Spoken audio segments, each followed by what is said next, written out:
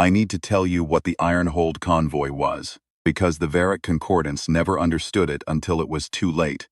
And that gap, that fundamental catastrophic gap in their understanding, is the reason they no longer hold the Veth corridor. They thought we were 14 freighters. Let me be precise about that, because precision matters here, and the Varek Concordance valued precision above every other quality in the known universe. They mapped everything. They cataloged everything. Their archive covered 4,000 inhabited systems across 11 star clusters, and in that archive, every ship ever built, every hull class, every drive signature, every weapon hardpoint configuration, every crew manifest, was cross-referenced, sorted, and filed within minutes of the vessel's first sensor ping. Their archive was not a record. It was a living instrument of control. If you existed in the Veth corridor and you moved, they knew. If you built something, they knew. If you breathed, they knew. That was the logic of the Concordance. That was the whole of their strength. And their archive said we were 14 freighters. My name is Commander Alara Voss. I commanded the convoy designated Ironhold from a bridge that smelled of machine oil and cold recycled air. Aboard a ship the Concordance's archive had logged as the ISV Dunmore. A bulk carrier, medium tonnage, grain transport registry, last flagged at the Cappenway station 14 months prior. The registry was real. The grain transport logs were real. The hull that carried them was something else entirely. I want to say it simply so there is no confusion. I was not a freighter captain. I had never transported grain. The Veth corridor is 56 light hours across at its narrowest. A dense travel lane stitched between two collapsed star remnants and a gas giant the size of a small moon. It was the only viable transit route between the outer reach settlements and the Thandris relay stations, which meant every cargo ship, every colony tender, every piece of materiel that kept 40 million humans alive in the outer reach passed through it. And for 11 months, the Varek Concordance had been charging toll, not in credits, not in cargo. They called it a tithe of data. In practice, it meant they stopped every vessel, scanned every manifest, cross-referenced every crew against their archive, and anything they classified as a strategic asset.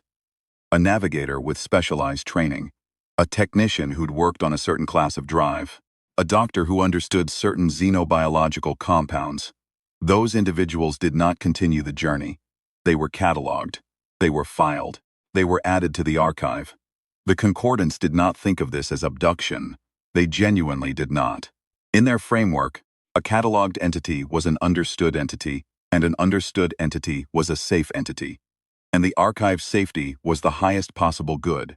Their archive was God, and everything that entered the Veth corridor was a potential addition to it. To be taken by the archive was, in their logic, a form of elevation. You had been found interesting. You had been found worth preserving. The archive would hold you with precision and care for as long as the archive endured, which was, by Concordance reckoning, forever. People they took did not see it this way. We knew this because some of them had managed to get messages out before they were fully processed into the cataloging system. The messages were brief. The messages were enough. 47 humans had been taken from transiting vessels over those 11 months.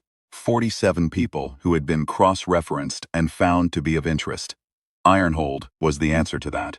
We came in at standard transit speed, 3.6 light speed, the expected approach for a laden convoy running bulk cargo, 14 ships in 2 columns of 7.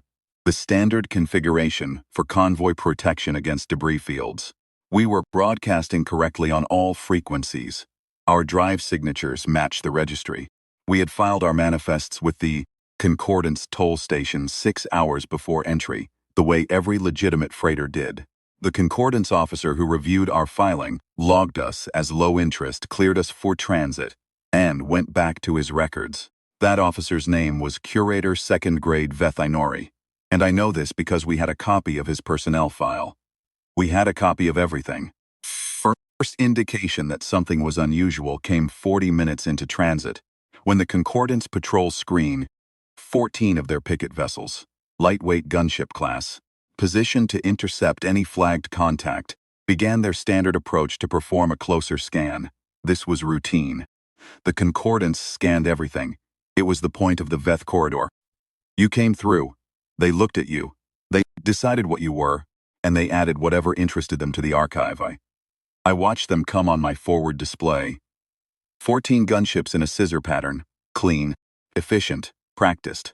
They'd done this 10,000 times. They knew every variable in the equation. They had the sensors to read our hull plating at 8,000 kilometers. Cheat. And by the time they reached 3,000 kilometers, they would have a full spectral sweep, and that sweep would confirm what their archive already said we were. 14 freighters, harmless, boring, cleared. I keyed the convoy channel. All iron-hold elements. Status. 13 acknowledgements came back, voices I knew. Crews I'd trained with for 7 months in the Golan Reserve Facility, running approach patterns and coordination drills until we could execute them. Cold. Not freighter crews. Every one of them had sat in a command chair before. Every one of them had a service record the archive would never see. Concordance scan approach in 11 minutes, I said. Hold standard configuration until contact -3. What I did not say, because there was no need to say it, because every person in those 14 ships already knew it, was that in 11 minutes, the Varek Concordance was going to point their deepest, most precise sensor array directly at us from 3,000 kilometers, and they were going to read us. The Varek Concordance had a capability that set them apart from every other species humanity had encountered in the Veth corridor. They called it the resonance. What it meant in practice was this. Their deep scan arrays did not merely record physical data. They read coherence patterns in the biological substrate of a crew, the synchronized neural signatures of minds under stress, minds experiencing deception, minds holding contradictory truths. They could not read thoughts, but they could read the shape of a mind that was hiding something. It was how they had built the archive, not just by cataloging ships, by cataloging the cognitive signatures of the people inside them, and flagging any signature that didn't match the declared manifest. A navigator, who was actually a tactical officer, would read differently than a navigator. Cook, who had once operated a fire control board, would carry the resonance of that experience in the way her mind organized itself under scan. Sure. A pilot who had flown combat runs, even years ago, even in a different life, carried the neural architecture of that training the way bone carries an old fracture. You could not will it away. You could not suppress it under scan. The resonance did not care what you believed yourself to be. It read what you were. The Concordance had developed this capability over 400 years. It was perfect. It had never failed. Every ship they had ever stopped in the Veth corridor, every crew they had ever scanned, every person they had ever cataloged, all of it had been done with perfect reliability. The archive contained no entry for a case in which the resonance had been wrong, because the resonance was never wrong. It read what was there. It always had. This was the problem they had given us, and the problem we had spent 7 months solving.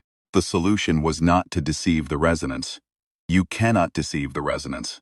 That was the first thing the project coordinators told us when we assembled at the Golan facility, 14 crews in a briefing room that smelled of industrial sealant and stale air processing. You are not going to beat a 400-year-old cognitive scan array by thinking hard about being a freighter captain. The resonance reads what you are, not what you are thinking. The only way to read as something is to become it, so we became it. I spent 3 months learning cargo manifest systems, not studying them, operating them. I logged 211 simulated cargo transfers in the Golan test bed, and then I logged another 87 real ones. Actual materials moved in actual holds, actual discrepancy reports filed, actual inspections conducted by a man named Torvan, who had run a legitimate bulk carrier for 20 years, and who had agreed to teach us, and who never once suggested the work was beneath us, because it wasn't. The work was the whole point. The work was what would keep us alive. Every person in those 14 crews did the same. The tactical officers became navigators. The weapons specialists became cargo handlers. The pilots became drive technicians. The marine boarding specialists spent 3 months actually cooking, genuinely cooking, 3 meals a day, a rotating crew of 40 people who had opinions about it. By the end, 2 of them had decided they preferred the kitchen to the combat bay. That was genuine. The resonance would have believed it too, because it was true. 7 months, and then we were ready. and the hulls were ready, and the Ironhold convoy launched from the Golan facility's deep berth, with 14 ships that the Concordance's archive could find no record of, crewed by people who had genuinely become something the archive would recognize as harmless. At contact -3, gave the order. Ironhold, reconfigure now. What happened over the next 90 seconds, from the outside would have looked like nothing. 14 freighters continuing their approach, 14 ships holding position, no weapon ports opening, no drive flares, no visible change in configuration. The Concordance gunships continued their approach on schedule. Their scanning arrays were already active. I could see the sweep indicators on our passive sensors, the soft pulse of their resonance probes reaching toward us.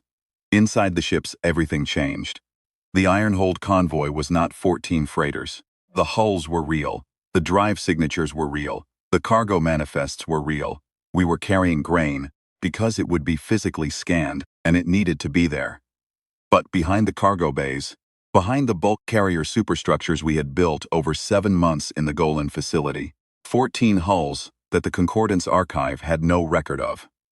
14 warship frames built to a specification that had never been registered anywhere. No signature on file, no weapon configuration on record, no hull resonance in any archive in the known corridor and the crews. 7 months of something the Concordance would have called impossible, because their entire epistemology said it was impossible. You cannot train a mind to be something it is not. The resonance reads what the mind is, not what it says it is. Tactical officer holding a navigator's manifest will read as a tactical officer, because the lived experience of the work, the muscle memory, the threat response architecture, the way the mind prioritizes data under pressure, that does not go away when you change the paperwork, unless you actually do the work. For 7 months, every person in the Ironhold convoy had genuinely been what their manifests said they were. Not acting, not maintaining cover, actually doing the job every day in conditions that made it real. The grain cargo handlers had handled grain cargo. The drive techs had maintained drive systems. The cooks had cooked. The navigators had navigated real routes through the Golan Reserve Facility's testbed sector, making real decisions, building real neural architecture. They had genuinely become what the manifest said they were. And then, at contact -3, they became something else. The tactical interfaces slid out from beneath the console covers. The weapon hardpoint controls went live. The fire control boards that had been physically disconnected and sealed behind the cargo bay bulkheads. Disconnected because a connected fire control board produces a thermal signature the Concordance can read. Were physically reconnected in the 90 seconds after my order by technicians who had been positioned next to the connectors for the last 4 hours, waiting. At contact -90 seconds, the Ironhold convoy was 14 freighters. At contact -0, it was a warship screen. The Concordance gunship lead began her scan at 3,200 kilometers. I watched the sweep indicator cross our hull. I felt the resonance probe, a faint pressure, like being assessed. The sweep lasted 11 seconds. Then it stopped. On the convoy channel, nothing. No one spoke. We held our configuration and waited. The Concordance patrol screen held its position for 30 seconds after the sweep ended. Then they began to break off. Standard post-scan withdrawal, clearing the lane for the convoy to continue transit. They had read us. The archive had been updated with our crossing. We were 14 freighters. We were what we had always been. We continued transit. The Concordance toll station at the corridor's midpoint was a structure I had studied for 4 months, not a weapon platform. The Concordance did not build weapon platforms in the traditional sense, because weapons implied the expectation of conflict, and the expectation of conflict implied that the archive might be wrong about something. The toll station was a cataloging facility. It had point defense systems for debris management. It had the most powerful resonance arrays in the corridor, and it held, toward its upper administrative decks, records pertaining to the 47 humans who had been taken from transiting vessels over 11 months. We needed those records for the same reason we needed everything else. To find the 47 people, wherever they had been filed. 4,000 kilometers from the toll station, I gave the second order. All Ironhold elements, weapons free, Execute.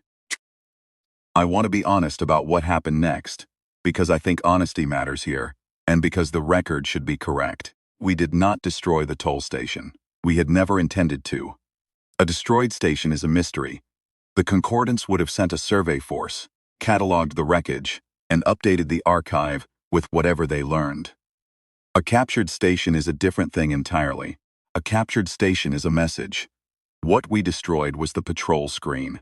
The Concordance had reinforced since our initial entry.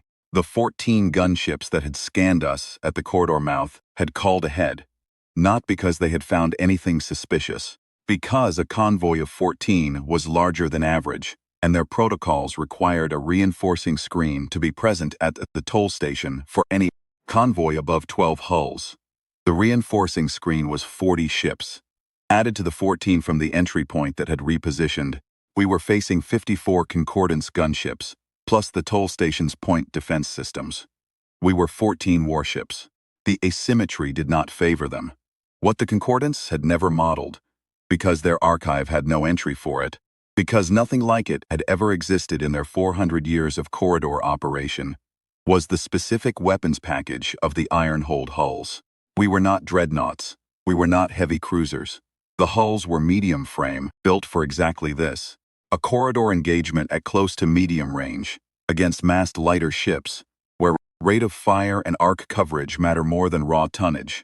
The weapons we carried had been designed over 3 years, by people who had studied the Concordance's patrol screen configurations in exhaustive detail. The Concordance gunships were fast, and they were numerous, and their individual weapon yield was adequate for what they had always fought. Smugglers, occasionally, and disorganized resistance ships that had no business being in a professional engagement. They had never fought something that was sized and armed specifically to kill them in volume. Their doctrine assumed that numbers would prevail at close range. In a fight against anything in their archive, that assumption was correct. Our hulls were not in their archive. The engagement lasted 11 minutes and 14 seconds. I know this because I was watching the clock, not for pride. Because I had 47 people to find, and every minute past 11 was a minute the Concordance could use to move their archive. Concordance patrol screen was not poorly trained. I want to say that clearly. They were experienced, they were organized, and when they understood what was happening, which took approximately 40 seconds from our first weapons fire, they responded correctly according to their doctrine. They contracted toward the toll station to concentrate their defensive fire. They attempted to put the station between us and their highest concentration return fire envelope. They called for corridor reinforcement, and the call went out on 11 frequencies simultaneously, which meant that within 2 hours we would have the Concordance's second patrol fleet entering the corridor at high speed from the eastern approach. We had 2 hours. We had practiced for 45 minutes. I will not pretend the 11 minutes were clean. They were not. The ISV Granton, on my port column, she had been a medium-ore processor before we rebuilt her. Her new hull carried E's configuration, took a direct hit from the toll station's point defense batteries at minute 7 that destroyed her portside weapons array and killed 6 of her crew. She stayed in the fight. Her captain, a man named Duval, who had actually spent 3 months learning to operate her ore loading systems, kept her weapons cycling on the undamaged starboard array and held position. We did not lose a ship. At minute 11, the last Concordance gunship withdrew. Not destroyed. Damaged enough that withdrawal was the rational choice, and I am glad they chose it. They went to a holding position at 12,000 kilometers and watched. The toll station had stopped firing at minute 9 when we closed to boarding range, and they understood what was coming. The Concordance does not fight borders. Their doctrine has no provision for it. You board a Concordance facility, the archive protocols kick in. Every sensitive record is redundantly backed up to the network, and the physical facility enters a secure lockdown state where access requires archive authorization codes that only a senior curator carries. We had archive authorization codes. We had obtained them from curator second-grade Veth Inori's personnel file, specifically from the emergency override codes that are filed with every senior curator's personnel record for archive continuity purposes. in case the curator is incapacitated. The archive is very thorough about this. They file everything. I boarded the toll station with a team of 12. I will not name all of them here, but I will say that Specialist Yen, who had spent 4 months genuinely learning to operate a grain cargo management system, and who had the most boring manifest of anyone in the convoy, was the one who understood the archive access interface well enough to navigate it in under 6 minutes. She had studied their systems longer than any of us. We found the records for all 47. 39 of the 47 had been transferred from the toll station to Concordance catalog facilities, deeper in their network, outside the corridor, unreachable from where we stood. 8 were still held in the station's administrative section, pending transfer. Took the 8 with us. The records for the 39, their locations, their catalog numbers within the Concordance archive, every piece of identifying information the archive had on them, we copied in full, every byte of it. The Concordance had been meticulous, as they always were. Each of the 39 had a file that covered their biographical history, their cognitive resonance profile, their specialized knowledge map, the reason they had been flagged as cataloging worthy, and their current location in the archive network. It was, in its way, a complete picture of a person. Everything except the person themselves. Then Yen did something I had not ordered and would not have stopped if I had known.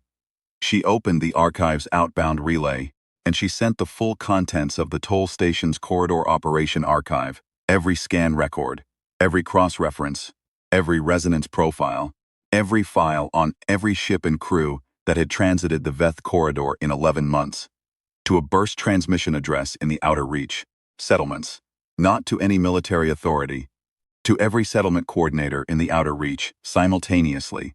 She sent them everything the Concordance knew about them. She had 6 minutes before the station's network detected the transmission and locked the outbound relay. She used 4 of them.